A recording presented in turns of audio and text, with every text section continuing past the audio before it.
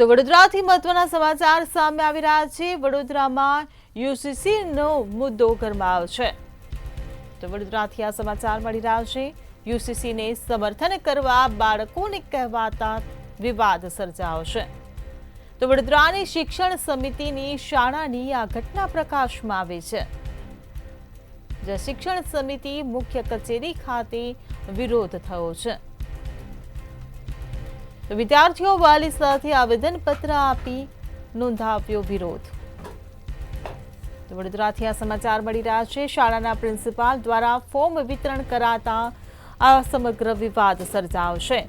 અકોટા તાંદળજા વિસ્તારની પ્રાથમિક શાળાની આ ઘટના પ્રકાશમાં આવી। यूनिफॉर्म सिविल कोड भारत में उत्तराखंड सरकारे यूनिफॉर्म सिविल कोड लागू कर्यो ने त्यारबाद गुजरात सरकारना मुख्यमंत्री भूपेन्द्रभाई पटेले यूसीसी लागू करवानो निश्चय कर्यो छे अने पूर्व न्यायाधीश ना वडपण हेठळ यूसीसी मुद्दे नागरिकोना मंतव्य लेवामां आवी रह्या छे। त्यारे वडोदरा शहेरमां यूसीसी मुद्दो गरमायो छे।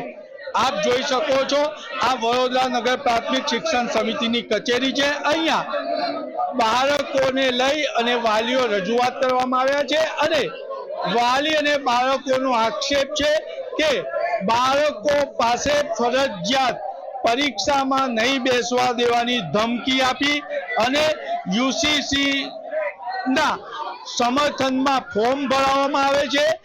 महत्वनी बाबत ए छे के यूसीसी नो विवाद घेरायो छे। अहींया तांदळजा वासना सहित अनेक स्कूलोमां फरजियात यूसीसी समर्थन फॉर्म भरवामां आवता आ विवाद थयो छे। आपणी साथे विवाद थयेल बाळको पण छे। आपणे बाळकोने पूछीशुं, शुं કહો છો બેન, તમને ફરજિયાત ફોર્મ ભરવામાં આવ્યું હતું, શું હતી વિગત? અમને આ ફોર્મ ભરાવવામાં આવ્યું તો પાછળ અમારું મમ્મીનું નામ, પપ્પાનું નામ ને 2 ફોર્મ આપ્યા હતા।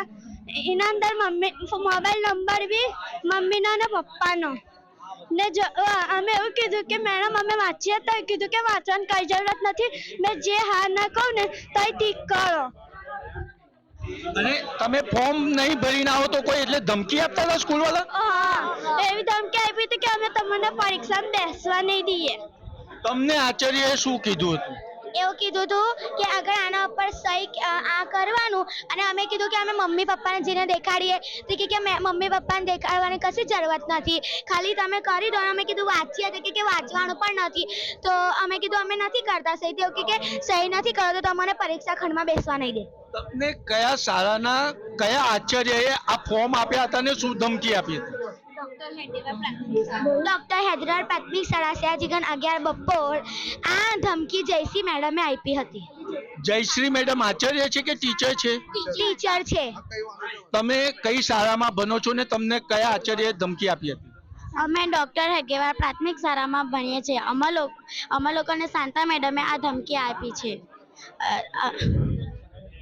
એટલે આ શાળાના બાળકો કહી રહ્યા છે કે તેમને પરીક્ષામાં નહીં બેસવા દેવાની ધમકી આપી અને યુસીસી ફોર્મ પર સમર્થનથી ફરજિયાત સહી કરવામાં આવી રહી। આ ખૂબ ગંભીર મુદ્દો કહેવાય। હવે એ જોવાનું રહે છે કે આમાં સરકાર અને પોલીસ દરમિયાનગીરી કરી અને શું કાર્યવાહી કરે છે।